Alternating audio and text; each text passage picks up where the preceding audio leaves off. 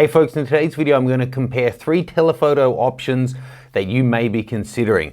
70-200 f2.8, 200 f2 and the 300 2.8.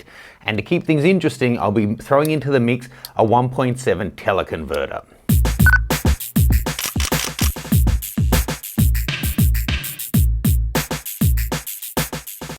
So let's not beat around the bush. These are three beautiful and expensive lenses, and they all offer different advantages and disadvantages. This one's a zoom, these two are both primes, this is extremely fast aperture, and the other two are both 2.8, so they're also quite fast apertures. Folks, if you don't mind, my eyes are up here, not over here. Now, if you've never seen one before, a teleconverter is a really fantastic accessory, especially if you're wanting to go long.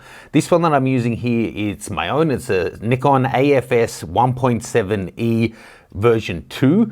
And what they offer three different versions, Canon and Nikon both do, a 1.4, a 1.7 and a 2. Now what they do is, it's basically a magnifying glass. It's not like putting your lens onto a crop camera. You're still taking advantage of the entire range of the lens. You're still using all of the glass. This just zooms it in that much further like a magnifying glass. So a 1.7 gives you a 1.7 times further focal length, but it cuts down the amount of light that you can get through to your sensor by 1.5 stops. So what does that mean exactly? The cool thing about it is, if you get the genuine ones, it has the transfer pins on both sides, and it will then retain autofocus, VR, metering, all of those features. It does potentially slow down your autofocus a little bit, but that depends a lot on the lens. And before you rush out to buy one of these, you need to make sure your lens is actually compatible. You'll notice that it actually extends out the front. So lenses like these have a big cavity in the back and are okay to use it with. But you couldn't put this, for example, on the 24-70, where the rear element on that one is completely flush. You would damage the element trying to put it on. So don't do that, and make sure you check compatibility first. It's about the same size as a 50mm 1.4, but it's quite chunky. It's all metal and glass. It doesn't feel like there's a lot of empty space. Now, let's work out what that actually gives us in terms of our resulting lenses if we throw this one into the mix. Putting it onto the 70-200, our lens then becomes a 119 to 340 millimeter focal range, but its maximum aperture is f4.8. That's taking out 1.5 stops. 2.8 to 4 is 1 stop, 4 to 4.8 is a half a stop. So if we put it onto our 300mm, it's also going to go from a 2.8 to a 4.8, but it's going to go from a 300mm to a 510mm effective focal range. Pretty cool. Then the 200 f2, because of that faster stop that we're getting there, it only becomes a 3.3 and it becomes a 340mm f3.3 lens. So by equalizing it and using it on these two, we can get to a similar kind of ballpark as the 300 2.8. Now, why would you want to consider these in that way? For starters, these two are both pretty close in price. Depending what country you're in Australia, the 300 2.8 is slightly more expensive than the 200 f2. In America, it's the opposite. But both of them are a hell of a lot more expensive than the 70-200. The little adapter is only about $400 only for a piece of glass, right? But if you put it onto your lenses that are compatible, it gives you that extra reach and it makes them that much more flexible.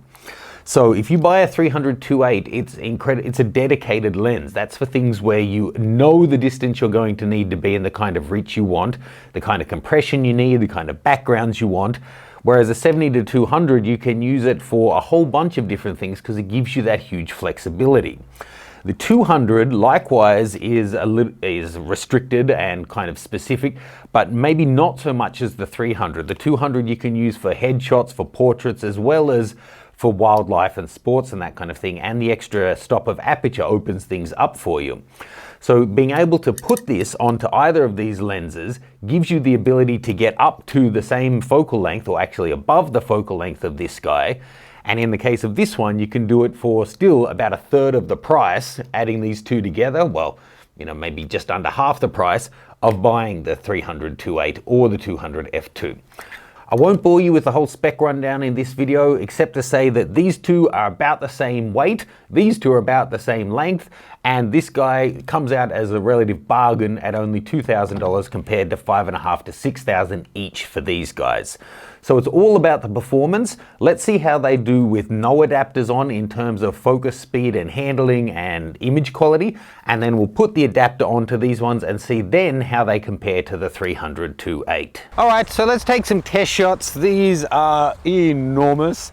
The 200 f2 and the 300-2.8 handling is about the same. I actually like the bigger foot on the 300, makes it a bit easier to hold by that if you're not using a tripod. But after using this for 10 minutes, you're gonna wanna use a tripod or a monopod. I'll be honest, part of the reason I got these into review is because I'm personally comparing these lenses to thinking about buying one for travel, and I'm already getting sore and tired. So hopefully I can handhold well enough. Let's get some shots here to compare it to the 200 and the 70-200, both of those guys with the teleconverter.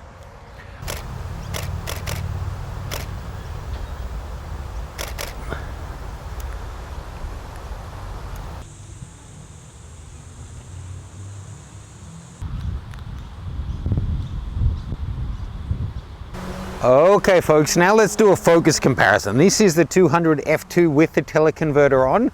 I've got Irina standing and this focusing on her, so let's take it from far focus, 3, 2, 1, instant.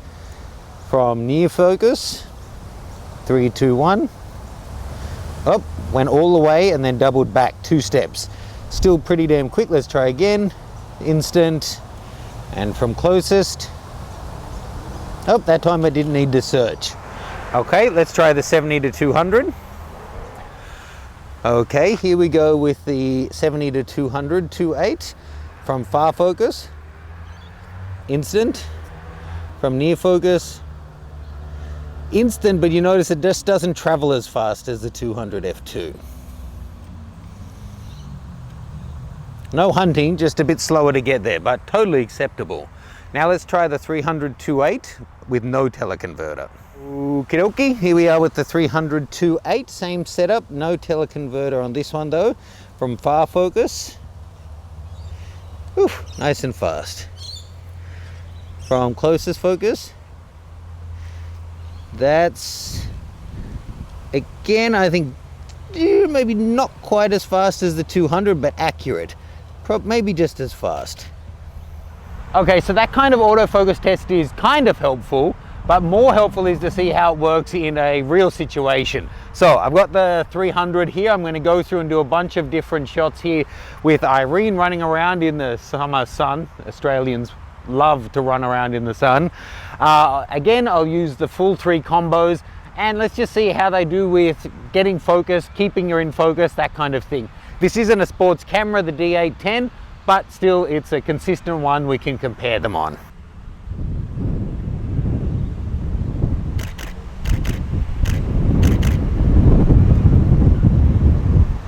Okay, so the 300, it does keep with her just fine and picks her up again if she goes out of frame. Let's change it to nearest focus and see how well it can pick her up.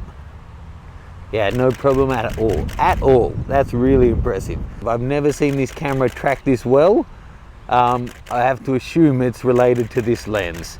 So for all of these, you want to, when you're using the tripod foot, try and put it, they'll often have 2 different points. Put it on the one that gives you the best overall balance for the camera.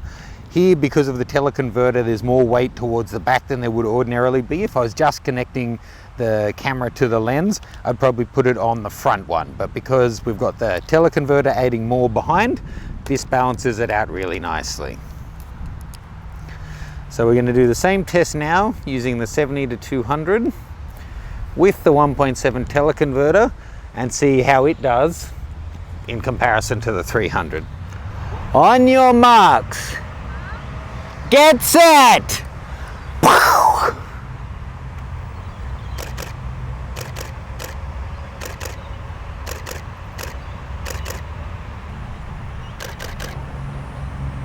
Okay, one thing I'm observing as I shoot this, it's certainly not as fast or as accurate with tracking as the 300.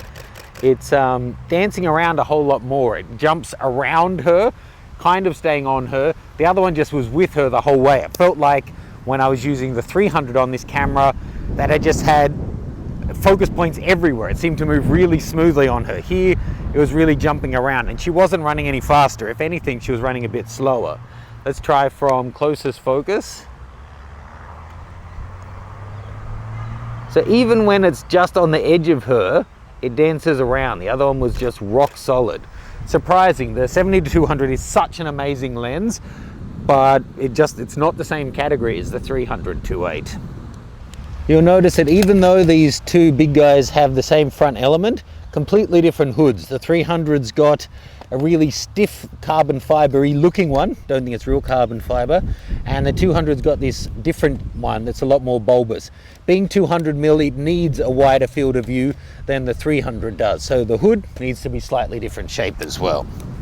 So having seen the 300 just dominate the 70-200, I'll be interested now to see, is it the superior autofocus and stuff that's built into these higher end lenses, or is it that the teleconverter slows things down? This should be the equalizer. So let's try the 200 f2 with the teleconverter.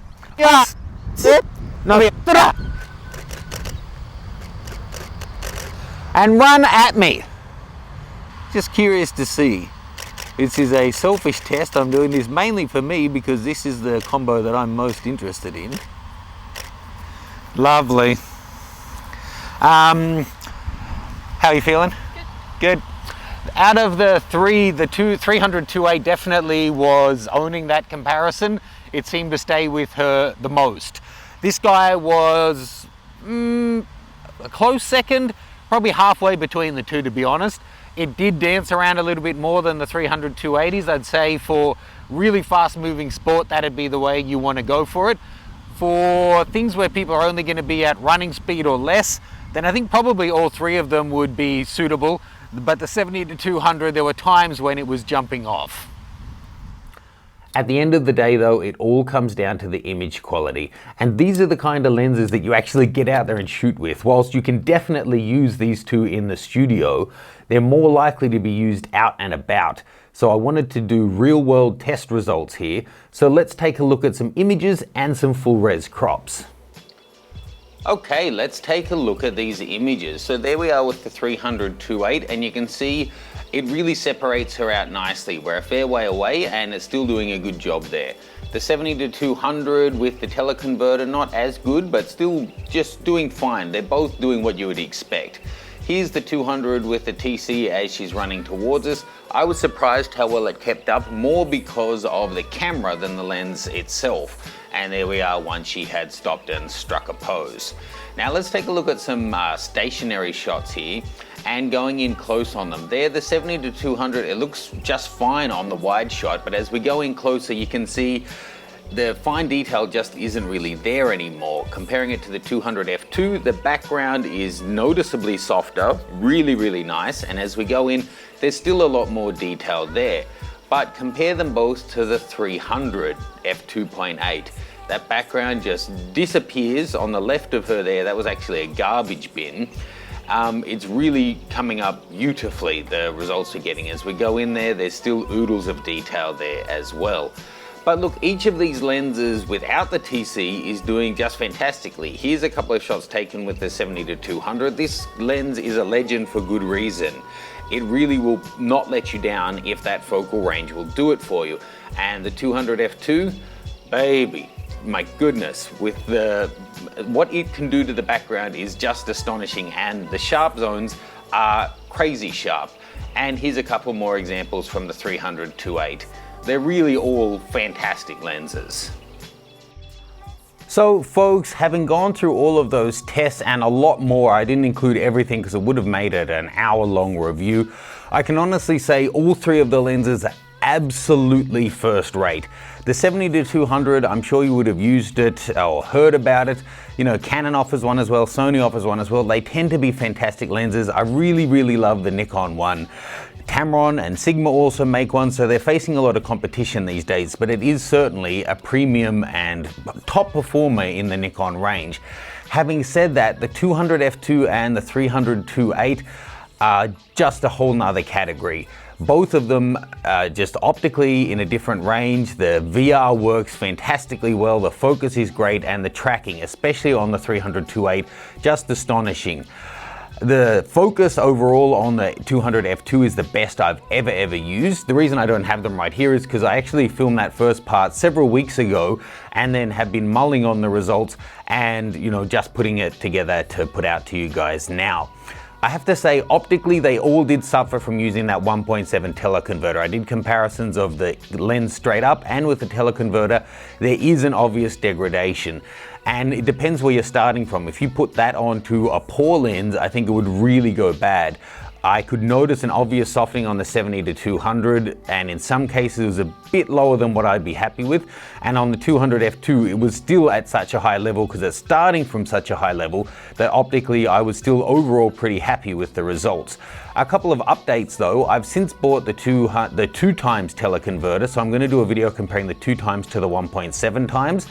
And having returned those lenses, I have, however, gone and bought myself the 200 f2. By chance, the weekend after I filmed that comparison, my local retailer had a 15% off Nikon sale and I picked this one up retail.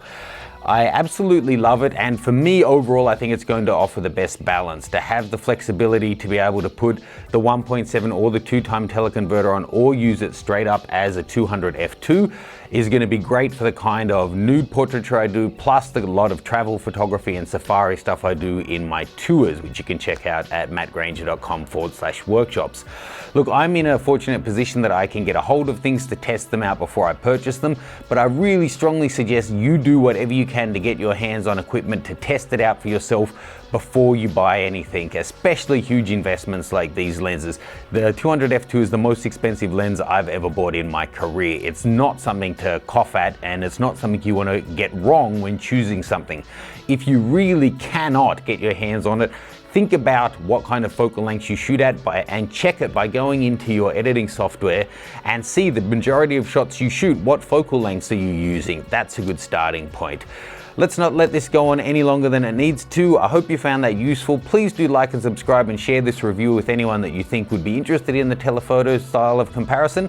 And I'll see you soon with more camera reviews, news, and if you haven't checked out my other channel, seafood eating as well. See you guys.